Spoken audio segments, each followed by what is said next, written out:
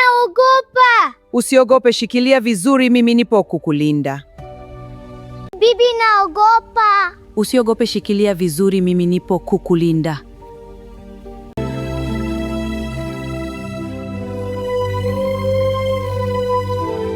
Karibu mtazamaji wa Chiumo Simulizi. Hakikisha unabonyeza alama ya subscribe na notification bell. Tangu akiwa na miaka 3, Amina alikuwa akiishi katika kivuli cha bibi yake Mama Mzuka. Kijiji cha kivulini kilikuwa na hewa ya siri, na watu walimuita bibi yake mwanamke wa usiku. Alipofikisha miaka 7, maisha yake yalibadilika milele. Usiku mmoja wa mwezi mkubwa, bibi yake alimwamsha kwa upole. Amina, amka mjukuu wangu, nataka tuende sehemu. Haya, amka tuende. Bibi, sasa hivi siku tunaenda wapi? Na kupeleka kwenye himaya yetu wakujue. Walipanda ungo wa kichawi uliokuwa umehifadhiwa chini ya kitanda cha bibi. Upepo mkali uliwapeleka angani, na Amina alishika nguo za bibi yake kwa hofu. Bibi, naogopa. Usiogope, shikilia vizuri, mimi nipo kukulinda. Bibi, naogopa. Usiogope, shikilia vizuri, mimi nipo kukulinda. Walifika katika uwanja wa siri uliozungukwa na watu wengi walioshika miale ya moto, wakiwa wamevaa nguo nyeusi na vitambaa vyekundu. Na juu ya mti kulikuwa na mzee ambaye alikuwa amevaa kichwa cha mnyama. Bibi Mzuka, nafurahi umemleta mrithi wako mapema. Siku utakayokufa ndiye atakuwa mrithi wako, na sisi tumempokea. Mtoto niko. Miaka ilipita. Amina alikuwa akiandamana na bibi yake katika safari zake za usiku. Alifundishwa kuona gizani, kuwasiliana na mapepo na kutumia mitishamba ambayo ilifanya watu wamuogope. Lakini moyoni Amina alitamani maisha ya kawaida, kwenda shule, kuwa na marafiki, na siku moja aje kuwa na mume na watoto. Alipofikisha miaka 20, bibi yake alifariki ghafla siku moja. Kabla ya kutoa pumzi yake ya mwisho, Mwanamzuka alishika mkono wa Amina na kusema kwa udhaifu, "Usiache mkoba, mizimu haitakusamehe, na usiolewe na mwanaume yoyote isipokuwa yule utakayechaguliwa, la sivyo utalipa." Bibi, usiniache. Bibi, tafadhali. Amina alilia sana, lakini moyoni mwake aliamua kuachana na uchawi. Amina aliuchukua ule mkoba wa kichawi wa bibi yake na kuufukia nyuma ya nyumba. Alipaki vitu vyake kidogo na kuhamia mji mkuu. Mjini maisha yalikuwa magumu sana, lakini baadaye alibahatika kupata kazi ya usafishaji katika hoteli moja kubwa. Kulikuwa na kelele za magari, taa za barabarani na watu wengi sana. Kwa mara ya kwanza Amina alikuwa akiishi huru, lakini uhuru huo haukudumu.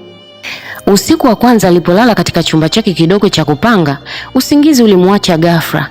Aliona kivuli cha bibi yake kilichosimama mlangoni, macho yake yakiwa meusi kama mkaa. "Umenitengua Amina." Mizimu ilikasirika. "Rudi nyumbani kwetu." Amina alijifanya kuto kujali. Aliziba masikio yake na kuendelea na maisha. Lakini kila alipolala ndoto zilizidi kuwa mbaya. Siku moja alianza kupata vidonda vya ajabu mwilini. Siku nyingine wateja wa hoteli walilalamika kwamba alikuwa na harufu mbaya. Mwisho alifukuzwa kazi bila sababu za msingi. Maisha yalikuwa magumu zaidi. Hakupata chakula cha kutosha, madeni yalimzunguka. Hatimaye akiwa na njaa na hofu, Amina alirudi kijijini. Alichimba chini ya mti mkubwa uliokuwa nyuma ya nyumba ya bibi yake na kuchukua mkoba wa ngozi uliojaa mitishamba, manyoya na vitu vya ajabu. Aliubeba. Alihisi nguvu kumrudia.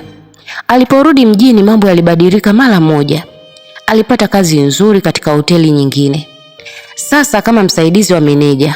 Wateja walimpenda, pesa zilianza kumiminika. Lakini kila usiku wa mwezi mkubwa aliamshwa na sauti ya ndani, "Njoo." Na alipaa kwa ungo, aliruka mji, misitu hadi kwenye mkutano wao wa kichawi. Huko alikaa kimya. Alishuhudia mambo mengi sana ya kutisha na yalikuwa yakimtia wasiwasi, lakini aliyakubali. Amina alikuwa mrembo wa kipekee. Ngozi yake iling'aa kama mwezi na macho yake yalikuwa na siri. Wanaume walimzunguka kama nzi, lakini alikataa kila mmoja. Moyoni alikumbuka onyo la bibi yake. Hadi siku moja alipokutana na Juma, mfanyabiashara mtanashati aliyevaa suti safi inayonukia kwa manukato ya bei ghali. Juma alimpenda kwa dhati. Walikuwa na ukaribu sana. Lakini kila Juma alipotaka uhusiane kimapenzi, Amina alikataa na kusema, "Siku utakaponioa tu ndipo nitakupa kila kitu." Juma kwa kuwa alimpenda sana alingoja. Walifunga ndoa katika sherehe ndogo. Siku ya 7 ya ndoa yao, Juma alifariki usingizini. Hakuna aliyeelewa sababu. Mwili wake ulikuwa mzima, lakini roho ilikuwa imetoweka. Usiku huo huo bibi yake alimtokea, nilikuonya Amina, lakini haukunisikia. Ukienda na mwanaume wa kawaida, wao wote watakufa. Lazima uolewe na mtu wa jamii yetu, mwanachama wa usiku. Amina alilia sana, lakini maumivu yaligeuka kuwa hasira. Aliendelea na maisha. Baada ya mwaka mmoja aliolewa tena na mwanaume mwingine mzuri na tajiri. Mume wa pili alikaa miezi 9 tu.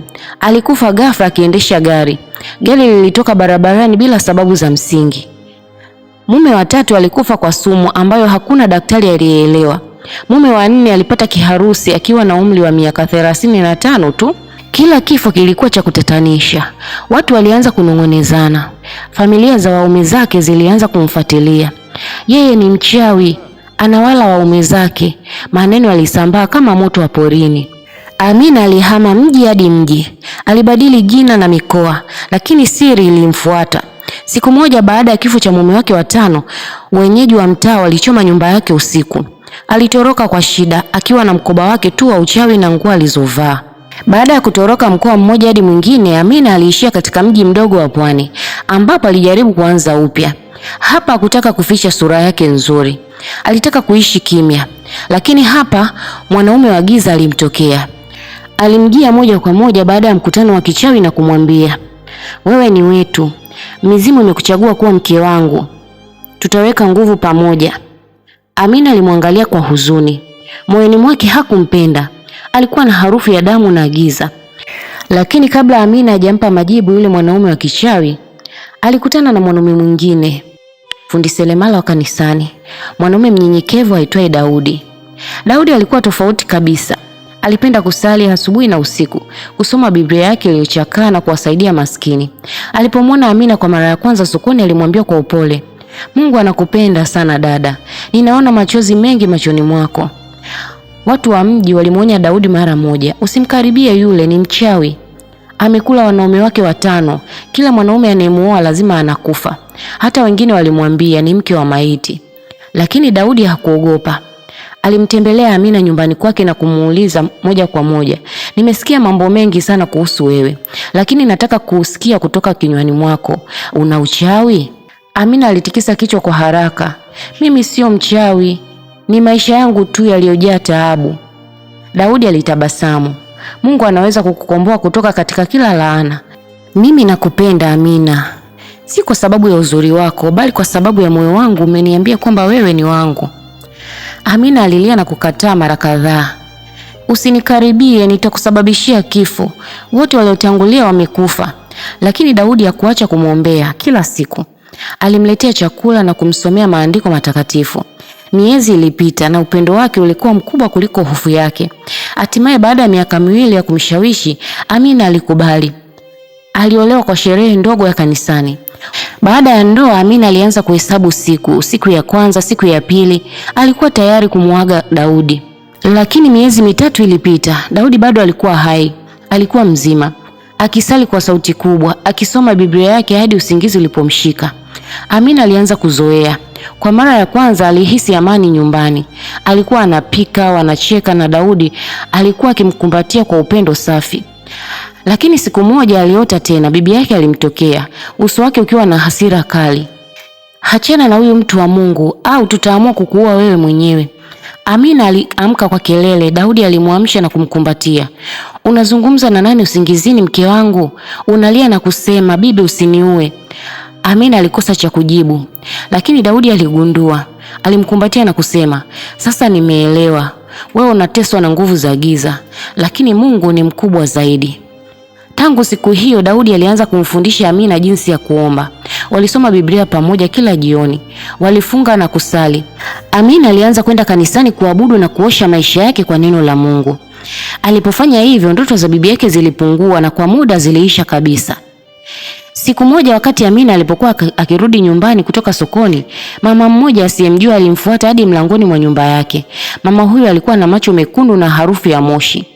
"Nimekuja kuchukua mali yetu," alisema kwa sauti kali. "Wewe si mmoja wetu tena. Mizimu imenituma kuchukua mkoba." Amina alishangaa, wewe ni nani na umepajuaje ninapoishi? Amina hakuingia ndani ya nyumba, alikimbia mpaka nyuma ya nyumba alipoufukia ule mkoba wa kichawi. Akaanza kuufukua na kuutoa. Ghafla mume wake Daudi aliingia.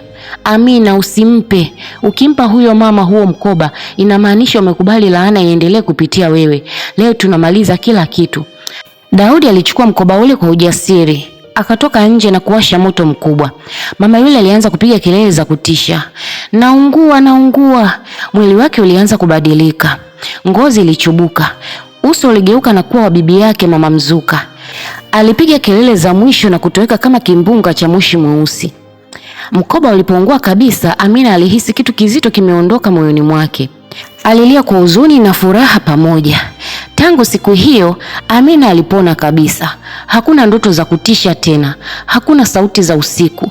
Aliishi maisha ya furaha na Daudi, ambaye alikuwa mume wake wa kweli na wa milele.